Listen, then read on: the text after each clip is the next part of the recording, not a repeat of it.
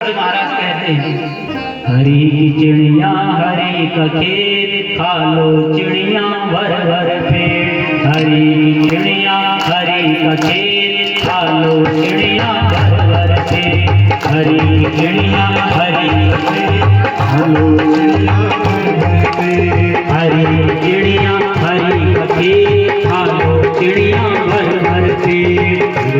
चिड़िया हरी का खेत खा लो चिड़िया भर भर पेट।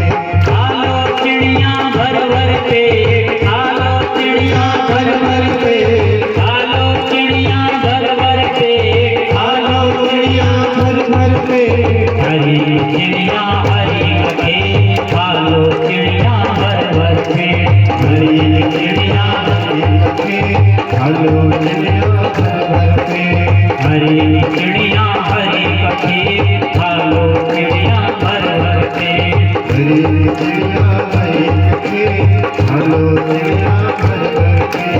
यहीं पर आज भाभियों ने सोचा कि चलो देख कर के आते हैं कि जड़ भरत जी महाराज कैसे चिड़ियों को भगा रहे होंगे। और जैसे देखा कि हाँ जड़ भरत जी महाराज बोल रहे हैं कि हरी की चिड़िया हरी का खेत खा लो चिड़िया भर भर पेट। कहा कि चिड़िया भी हरी की है खेत भी हरी के है। आगे कोई दिक्कत नहीं। और कहा कि चिड़ियों को और आनंद आ रहा है। चिड़िया और भी सब्जियों को बुला करके आगे जितने भी गेहूं की फसल थी चुन चुन करके खाने लगे। और आज जैसे भाइयों ने देखा कि इसके बस का एक काम भी नहीं। कहा कि जोर का धक्का दिया जड़ भरत को। कहा कि निकल जा हमारे घर से, निकल जा हमारे खेतों से। कहा कि निकाल दिया। लेकिन जड़ भरत जी महाराज फकीर हैं, फक्कड़ हैं, उनको किसी की बात का कोई बुरा नहीं लगता। जो फकीरी मिजाज रखते हैं वो ठोकर में ताज रखते हैं। जिनको कल की फिक्र नहीं वो मुट्ठी में आज रखते हैं। जैसे घर वालों ने भगाया तो जड़ भरत जी महाराज वो घर से निकल जाते हैं। आगे चल कर के एक जंगल में पहुंचते हैं। जैसे आज जंगल में पहुंचते हैं तो कुछ डकैत कहा कि जो डकैतों का सरदार है, इनका जो मालिक है, उसने संकल्प लिया है कि अगर मेरा बेटा हो जाएगा तो मैं एक नर बलि चढ़ाऊंगा। कहा कि एक मनुष्य की बलि में भद्रकाली माता को चढ़ाऊंगा। और आज जैसे ही इस चोरों के डकैत का जैसे ही बालक हुआ तो इसने अपने साथियों को भेज दिया। कहा कि जो भी मिले उसको पकड़ करके ले आओ महाराज। तो और तो कोई नहीं मिला, लेकिन मिल गए जड़ भरत जी महाराज। कहा कि चलो कहाँ तुम्हारी पूजा करेंगे। अच्छा पूजा करेंगे। जड़ भरत जी महाराज कहा कि चल देते हैं। सबसे पहले जड़ भरत जी महाराज को सुंदर स्नान कराया, 56 भोग खिलाई, मालपुआ खिलाया, खीर खिलाई। खा रहे हैं महाराज आनंद से, इतना आनंद आ गया। और जैसे भोजन हुआ उसके बाद ले गए भद्रकाली के मंदिर में टीका चंदन किया। कहा कि अब करो गर्दन नीचे भद्रकाली के चरण में। कहा कि क्या कर रहे हो महाराज। कहा कि जो मालपुए खिलाई, खीर खिलाई, खरीदी नहीं थी। कहा कि जैसे वो खाई पकड़ा खड़क। कहा कि खानी पड़ेगी। और जैसे खड़क चलाने लगे महाराज जड़ भरत की गर्दन पर।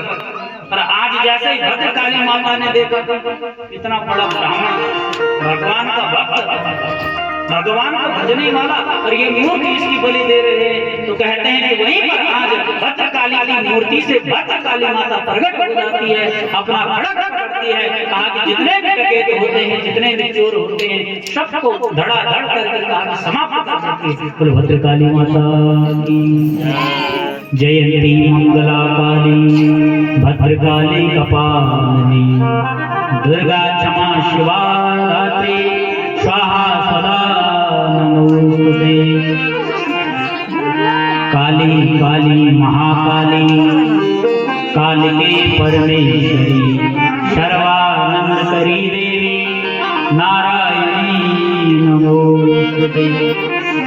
जड़ भरत जी महाराज हाथ जोड़ करके प्रणाम करते हैं कि हे माँ मुझे बचा दिया। अगर तू नहीं बचाती तो कहा हो गया। और वहीं से आज जब भरत जी महाराज आगे को चल देते हैं,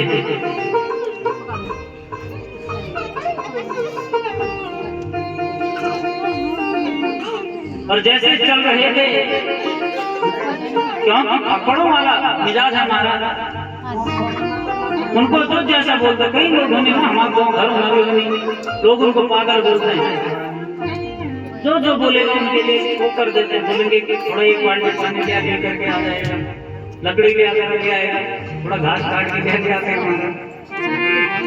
तो ऐसे जड़ भरत जी भी हैं। कहा कि पकड़ है, और शास्त्र कहता है कि आनंद फकीरी की मिजाज नहीं आता है। कहा कि आनंद फकड़ों को ही आता है। कहा कि जिन्होंने सब कुछ छोड़ दिया, केवल गोविंद का नाम लेते हैं, अपने जीवन को यापन करते हैं, कभी बद्रीनाथ घूमते हैं, कभी केदारनाथ घूमते हैं। आजकल महाराज अब बद्रीनाथ और केदारनाथ के कपाट खुलने वाले हैं, और जितने भी पकड़ हैं हरिद्वार में, ऋषिकेश में, वृंदावन में, सब आजकल आपको पैदल यात्रा करते हुए बद्रीनाथ की तरफ जाते हुए दिखाई देंगे। तभी अगर इस रास्ते ऋषिकेश जाओगे तो आज इस समय पर हजारों लोग पैदल पैदल चल रहे हैं। आप देखोगे तो पकड़ लगते हैं महाराज, कुछ भी नहीं उनके पास। और जब उनसे बात करोगे महाराज, इतना ज्ञान होता है उनके अंदर, इतना अद्भुत ज्ञान उनके पास में होता है, उनको सब कुछ पता होता है। कहा कि ऐसा इन्हीं की है, इसीलिए कहा कि जो फकीरी मिजाज रखते हैं वो ठोकर में ताज रखते हैं, जिनको कल की फिक्र नहीं वो मुट्ठी में आंच रखते हैं, वो मुट्ठी में आंच रखते हैं। कहा कि जीवन में मत पहनो अच्छे कपड़े, मत करो अच्छा फैशन, लेकिन कहा कि गोविंद का नाम जीवन में जरूर होना चाहिए, गोविंद की भक्ति जीवन में जरूर होनी चाहिए। कहा कि जो आनंद पकड़ों को आता है वो आनंद राजाओं को भी नहीं आता। और एक पंजाबी भजन है हमारा, बड़ा सुंदर।